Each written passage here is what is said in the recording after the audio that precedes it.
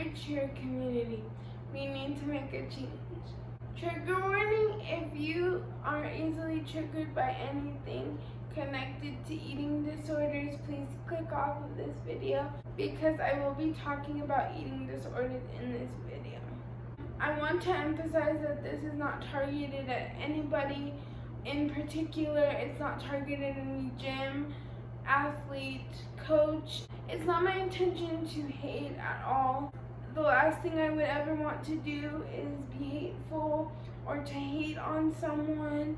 And I love everybody, but I just feel like we need to make a change. It's crucial that we change, and how are we going to change if we don't know how to? So I will be supplying, if you will, solution. I'm not trying to come off as if I know everything. I think I know a little bit about how we can change, and this is me just putting my opinion out on how we can change and how we can come together more as a community. And also I wanted to say that I will be interjecting in this video, or is that the right word? Coming in like this to this video because I want to get my full opinion out and reiterate some things that were said and make sure that everything is said correctly how I mean it, because I don't think the video expressed my full opinion. So yeah. Hey everybody, welcome to my channel. My name is Orly. This is my first commentary video, and a very important one because we're going to be talking about something that is so important to me, which is cheer and the cheer community. This is part one of a two-part series that I'm making that's called Dear Blank Community. We need to make a change. In these videos, I'm going to be talking about how the community and the sport needs to make changes, and these are very serious issues that I have found in these communities and that I want to shed some light on and bring awareness to, because we can't just let them slide anymore, and I just want to be part of the change. I got my cheer t-shirt on. Shout out Lady Lux, love y'all so much. Anyways, let's get into it.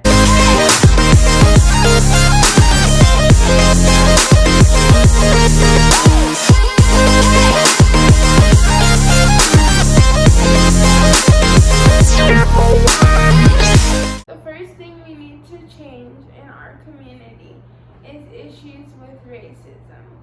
About a month ago, I put out a tweet that said, if I see one more cheerleader say the N-word. I was serious because I've seen so many cheerleaders say the N-word, and it really, really disappoints me. If you are not black, you cannot say the N-word. This is an easy thing to understand, but something that we seem to still not be able to grasp. History lesson time! What is the N-word and why non-black people should not use it? According to the African American Registry, quote, by the early 1800s, it, meaning the N-word, was firmly established as a derogative name. In the 21st century, it remains a principal term of white racism regardless of who is using it. Today we're making... Over time, racial slurs have victimized all racial and ethnic groups, but no American group has endured as many racial nicknames as blacks.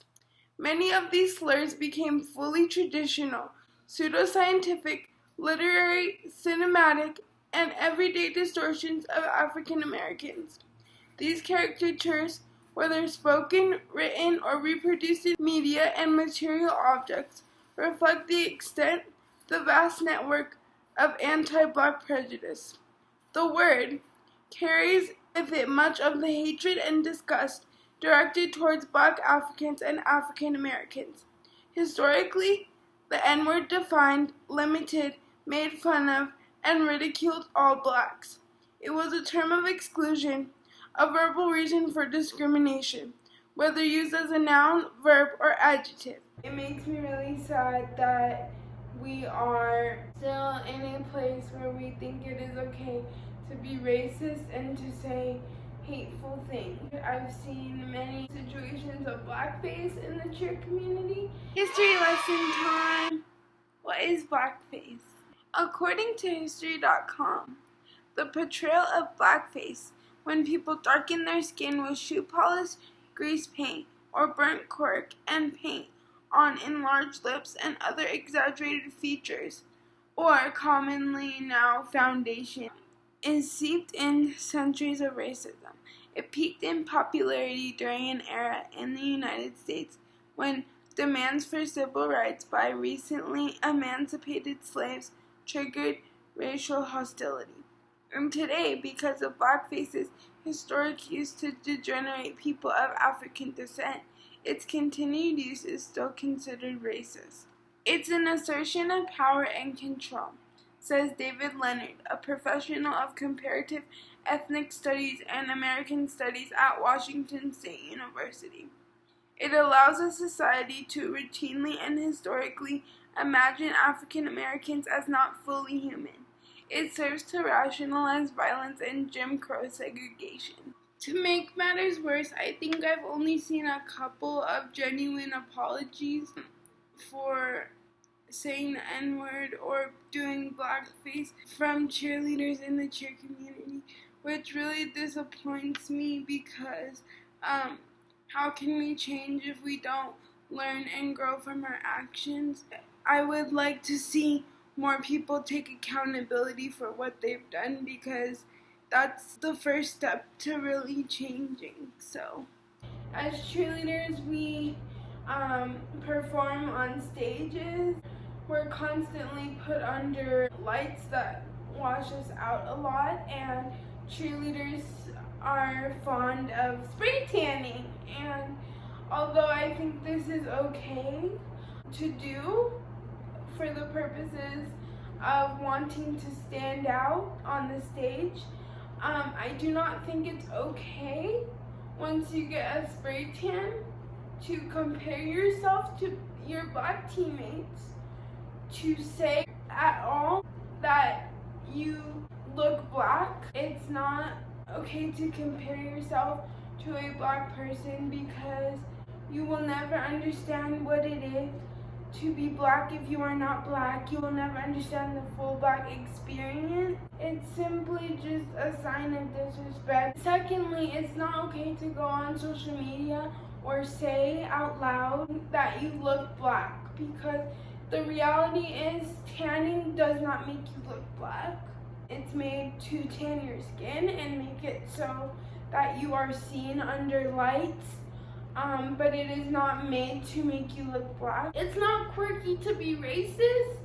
It's not cute. Stop saying these phrases, like, please, like, it doesn't make you look cool. It really doesn't. It makes you look like a jerk, honestly. I also wanted to shed some light on the fact that cheerleaders of color are not as oftenly popularized in cheer media, I guess, than their white counterparts. So I wish that would change, and I wish that we would see more representation from all cheerleaders, because all cheerleaders exist and should be showcased. The next issue is eating disorders and body image in the cheer community. A lot of amazing cheerleaders, I'll put their Instagrams here on the screen, have been coming forward with their stories about body image issues, body dysmorphia, eating disorders. As someone who has struggled with body image issues and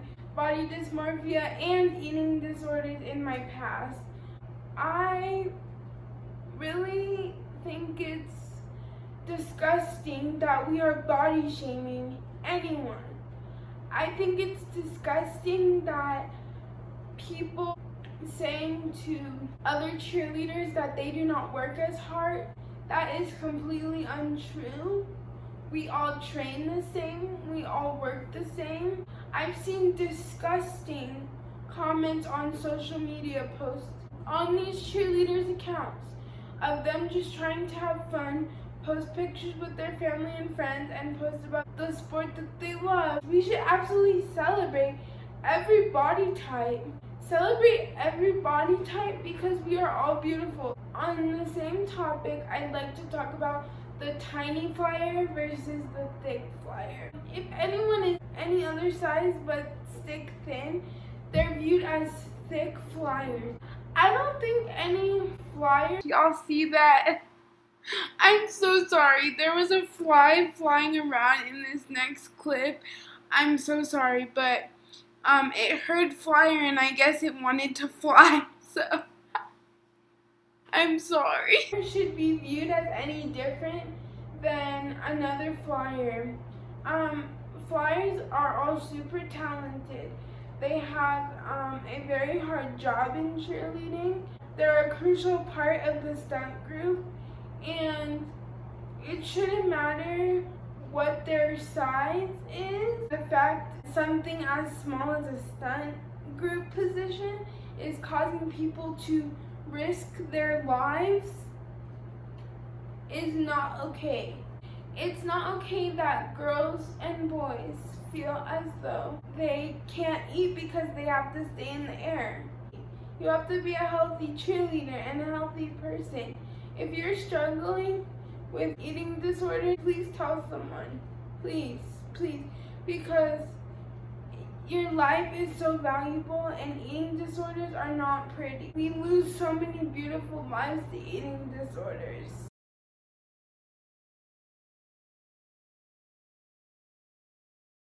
The next topic we're going to be talking about is hair.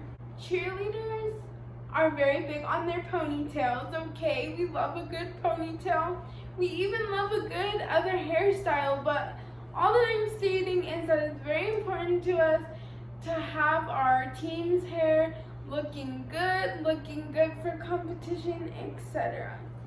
So, the thing I want to talk about is straightening hair and limiting black cheerleaders' hairstyles. So, first we're going to get into the straightening.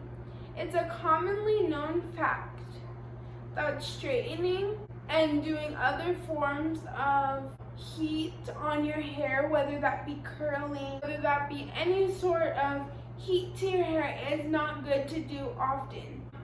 Of course you can do it sometimes, and it's okay to do sometimes, but it's not okay to be doing it so much that your hair gets damaged. Cheerleaders have a very intense competition schedule. A lot of them go to competitions pretty frequently. Some teams go even every weekend. Too much heat, especially on natural hair types, is very, very damaging. It takes me 8 hours to straighten my hair, and the straightener has to be 400 or even higher in degrees for my hair to get as straight as like the normal straight would be for most people. It's not an easy feat for me to achieve that look. I don't believe that we should be using heat of any sort more than is needed, and I believe that with our busy schedules of competitions so often, that heat shouldn't be used as often as it is, especially with girls with natural hair, because it really ruins our curl pattern. I'll share a story. So when I was 10, I was in a mall, and you know those kiosk things that always like come up to you and are like, hey, can I give you a facial? Can I like give you a sample? Can I like do this? Yeah, it was one of those. So this lady is like, let me straighten your hair, child. And I'm like, because at this point, I hadn't learned to love my hair fully yet. I wanted straight hair. And so I'm like, So she takes a section of my hair, right? She straightens my hair. I think she took either 1 or 2 passes, way less. And my hair was so straight. And she only did a section, like towards the back, so that I could hide it easily, because she didn't really have time to straighten my whole head. I decided to take a shower. And normally, when I straighten my hair, the minute I wet it either with a spray bottle, with a shower, or with anything, it springs back like this. Like, it springs back in a second. It took about a year on that particular strand to completely get back to normal. That straightener damaged my hair with one use. Imagine if I had started using it. Imagine if I had bought it. I'm super thankful I didn't. But the moral of that story is that was an extreme case. There's many gyms that require straightening for most of their teams. And this is so damaging. Also, I wanted to say that if a cheerleader chooses to style their hair in a protective style like braids or a weave, I personally don't think that gyms should have a problem with that. Whilst their hair is in that protective style, it shouldn't be seen as ratchet or unprofessional. This is why the Crown Act exists if you don't know what the Crown Act is. The Crown Act was created in 2019 by Dove and the Crown Coalition to ensure protection against discrimination based on race-based hairstyles and extending statutory protection to hair texture and protective styles such as braids, locks, twists, and knots in the workplace and public schools. If a cheerleader chooses to style his or her hair in a protective style, I do not think this should be seen as ratchet or unprofessional, because bottom line, it's not any of those things. These hairstyles are beautiful. They should be respected in whatever place the athlete chooses to go and shouldn't be limited. The next topic that I'm going to talk about is fan accounts, fans, and cheerleaders. Cheerleaders are basically celebrities in our community. There's been situations where parents and athletes have been physically violent towards cheerleaders in order for them to get their attention, or threatening into wanting to take a picture with them or their child. And I am honestly so... It is never okay to be violent. Please be nice to everyone in our community. Please be nice and kind to our cheerleaders, because they are cheerleaders and they are people just like us. The reason I brought fan accounts into this is because Orly Cheers used to be an edit account. I was a fan account before I cheered, because I was a cheer super fan and all I wanted to do was cheerlead. So, I have experienced many fan accounts bullying each other and being so rude about just certain things, like if they like a certain cheerleader or a certain team, or they don't like a certain gym or a certain team. Everyone is allowed to have their own opinion. In my opinion, I love everybody, but that's not the case for everybody, and as long as they're not being rude about it, everyone should be subject to their own opinions. So I just wanted to put that out there, that if you run a fan account, I appreciate you and all the hard work that you're doing, but the cyberbullying has to stop. Another thing that I wanted to talk about was the rivalries between certain teams, certain divisions, and certain gyms. We are in a competitive sport. I understand that competition is what we do. However, athletes are being very positive lately by posting pictures with other teams in the division, or they're spreading hashtags like large all-girl love, medium co-ed love. Sure, everybody wants their team to win, yes, of course. But these athletes are trying so hard to bring community within their division. It's really disappointing how we just can't celebrate people loving each other in the cheer community. How we can stop this from happening is just simply supporting every team and making sure that all teams are being supportive of other teams.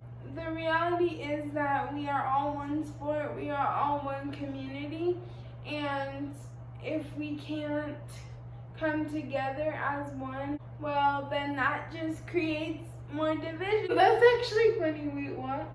The other thing that goes with appreciation is appreciating all levels. Now, I'm a huge fan of every World's team, but I'm also a huge fan of every other team. This, of course, includes school cheerleaders. I love school cheerleaders and I love school cheer teams. I think they're equally as hardworking as many all-star teams and deserve recognition as such. I've never understood the debate between school and all-star cheer. At the end of the day, we're all cheerleaders, and just because we do it in different formats doesn't mean it's any less of a sport. School cheer is a sport, all-star cheer is a sport, cheer is a sport. I love y'all school cheerleaders. I love cheerleading, I love the sport, and I love every team and level that comes with it. I think that all teams are amazing. They're so hardworking. No matter if you're a big gym or a small gym, we all put in the same amount of hard work. Just because we don't go to a D1 gym, we shouldn't be put down. Just because we're a level 1 team and not a level 6 team, we shouldn't be put down.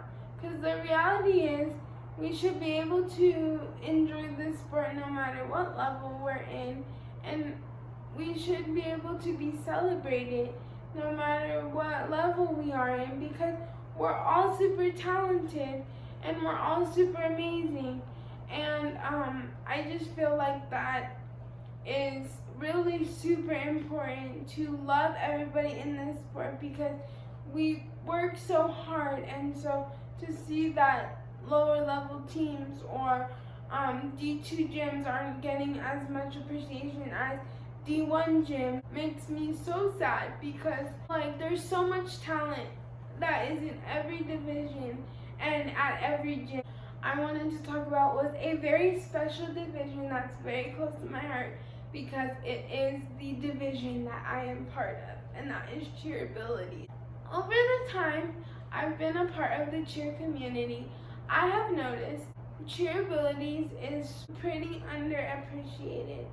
I have made so many friends from other cheerabilities teams. A lot of them have expressed to me that they feel as though cheerabilities is not appreciated and celebrated as other divisions.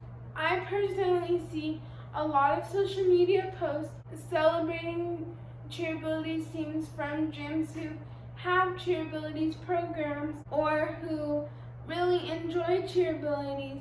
However, what I'm going to be talking about today is specifically the competitions, because I've seen it with my own eyes, on video and in person. This is Rockstar Cheer Cinderella, a cheerabilities team that attended CheerSport 2020 and has also attended World Championships in the past. Would anybody know this? I'm not sure. Let's listen to this crowd.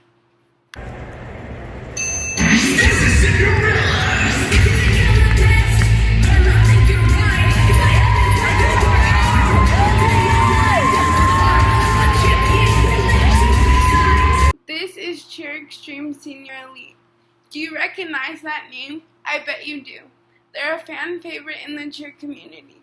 They're an amazing Worlds team that has had iconic routines since the time I can remember. I'm sure all of us recognize this name. Let's listen to their crowd.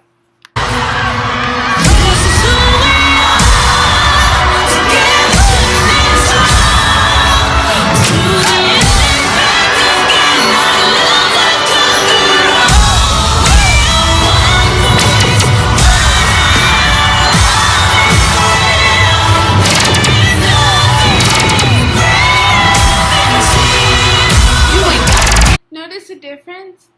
While I fully recognize that Senior Elite is a fan favorite and a world-renowned team, you have to recognize that these audience levels are very different. And I wish we could keep this level of energy for all levels and teams.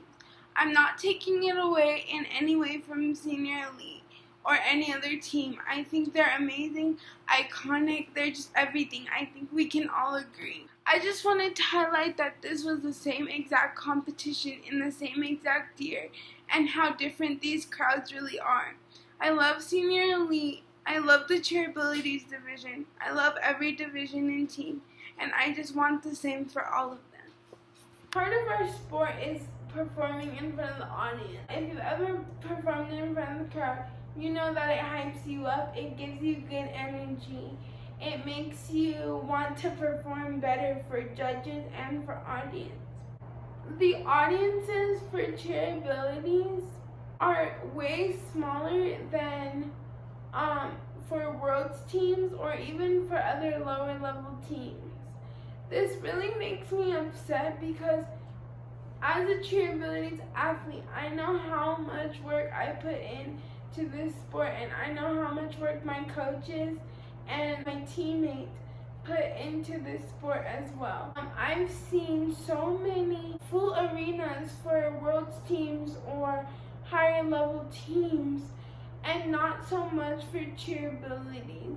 I know this past season we've had to eliminate audiences for the ending months of the season when there were still competitions going on due to the virus. Unfortunately, the audiences I seen at UCA 2020, some of the normal audiences at some competitions for cheerleaders, which is really upsetting to me because coming from a cheerleaders athlete, it makes you feel as people don't want to watch you and people want to watch other teams more than you, and that's just a horrible feeling to feel. I hope that it can change before I'm actually set to go on a competition stage. I feel like cheerleaders teams should never have to feel like they need to not come to a competition or that they're not welcome or that they're not going to be seen, because they work so hard. I work so hard. These teams work so hard, and we should appreciate them just as much as every other team. So how we can change this is be there for every single team and cheer them on just as much as every other team. Treat every team with equality, because we all make up this amazing community and we all deserve to have the same experience. The last thing I'm going to talk about is nitpicking for perfection in our community. Nitpicking for perfection. I tried to word this in a way that would be easy to understand. I don't know if it is, but I'm going to explain it. Cheerleading is a hard sport. There's so many elements and all of them are super hard, to be honest. And if someone messes up something, we shouldn't feel the need to hate on them for it. I'm sure as cheerleaders we've all experienced messing up something, our stunt falling, messing up a tumbling pass, not doing something as perfect as you want to do it. We hate to see it. I genuinely hate to see that people are hating on cheerleaders for dropping stunts, not having perfect jumps, or falling in a tumbling pass. We know as cheerleaders that cheerleading is hard. We absolutely know it. I'm sure we would not want anyone to hate on us for not doing something perfectly. So why do we do it to other cheerleaders? It's a lot of pressure to perform routines out in front of a crowd. We do something that a lot of people would not want to do because it's scary, and the things that we're doing themselves are scary. So if we have a fall in a stunt, a fall in a pyramid, a tumbling pass that doesn't get completed or that someone falls out of, or a jump that's not perfect, this is why we practice. When your routine is not perfect out on a competition stage, if it doesn't hit, it's like the worst feeling. Whenever we put out on the floor that day, that's okay. Like, we're already so hard on ourselves to hit. And if we see that people on social media are putting us down for our performance, it's gonna make us feel even worse. Please refrain from hating on social media or other platforms. Please not hate on people's technique or people's performance on that day, because it's really not necessary. We're already getting judged by judges, and we don't need other people's input. That is going to be the end of this video. I hope that this video really brought awareness to our community as cheerleaders, and I hope this video really opened your eyes and gave people insight on what our community is, can be, and what we can do to make it better. So thank you for watching. Please like and subscribe, because I'll be doing a lot of cheer-related videos in the future. If you liked this, please follow my socials, my cheer Instagram at orly.cheers, my main Instagram at orly.dia, and my TikTok at smiley_orly. Thank you so much for watching. See you next week.